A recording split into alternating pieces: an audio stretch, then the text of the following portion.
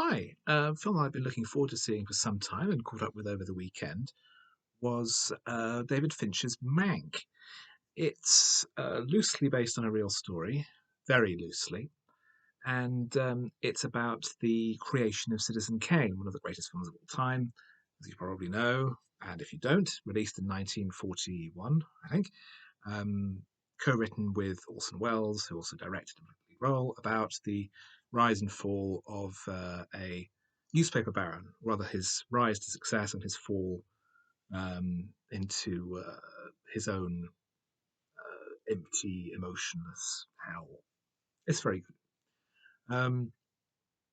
Mank is about the co-writer of the film, Herman Mankiewicz, who was quite the wit who'd gone out to Hollywood to become a screenwriter and had been quite successful, but who also falls on hard times, his drinking and his inability to modulate what he says to people getting the better of him.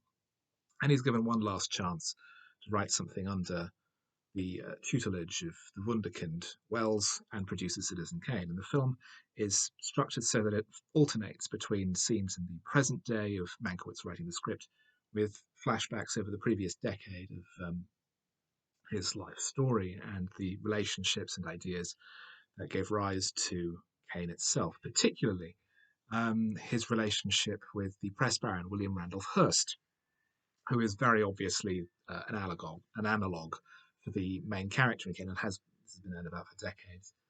That the film uses Hearst to structure its story of a press baron who gains the world but loses his soul.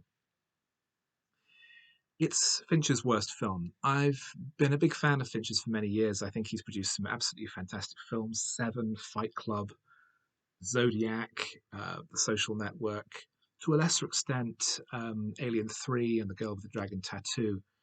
But he's also produced some fairly mediocre work like The Game and Panic Room.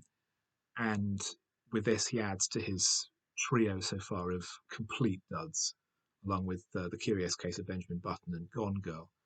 Um, it's a film about a failed, bitter screenwriter who was able to pull Citizen Kane, the greatest film of all time, out of his arse.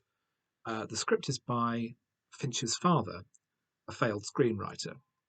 It's his only writing credit, and he died, I believe, 17 or so years ago, having failed to produce anything in his lifetime. He was a successful magazine writer and essayist, um, but had dreams of being a screenwriter which never came true. And based on the results of this film, I can see why. He's a bad writer. The characterizations are weird. The dialogue is very weak. The characterization of John Houseman, who was one of Wells' other collaborators, is extremely poor and cartoonish.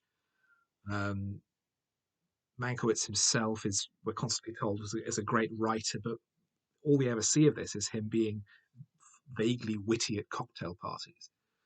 Gary Oldman as Mankiewicz is very flat and one dimensional. There's very little shape or structure to the story. Um, and on a historical level, it's a complete farce. Um, we're told that a lot of Mankiewicz's um, attitude towards the material was shaped in the 30s by his involvement with the campaign by the author Upton Sinclair to become governor of California in 1934. And Sinclair was running on an openly socialist platform. And Mankiewicz witnessed the closing of ranks in Hollywood to use the motion picture industry to completely destroy his campaign. Not helped by the fact that Louis B. Mayer, the head of MGM, one of the biggest studios at the time, was also head of the Republican Party in California. Sinclair is now, if anything, best known as the author on who wrote the novel on which the film There Will Be Blood was based, the novel Oil. And he was a very devout socialist. But the film presents Mankiewicz as being very much in agreement with Sinclair's ideals and being horrified at his involvement in destroying him. In fact, none of that's true. Mankiewicz had no involvement with that in any way. If anything, he was more conservative and would likely not have voted for Sinclair in the first place. we're told that, oh, he helped sponsor hundreds of refugees to become US citizens. Not true. He did sponsor some refugees, so he wasn't a totally terrible person. He did do that for some people, but he wasn't, not like, helping the the the Kinderjugend, or the name given to the children who were sponsored to become refugees out of Germany. Claiming him as some kind of lost humanitarian is completely untrue.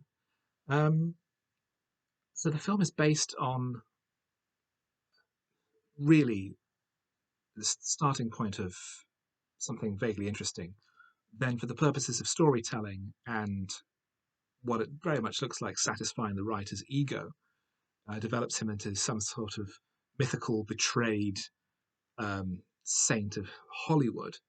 And the result is a badly written, badly structured, quite uninteresting film with weak dialogue and weak performances. And really, all it goes to show is that Fincher's best days are a long way behind him. The Girl with the Dragon Tattoo was released 9 years ago, and that's a pretty good film, but it's far from his best. In that time, he's made two more films and one TV series, Mindhunter, which I'm yet to see, but is apparently quite good. I can't imagine, though, that it reaches the heights of his previous work.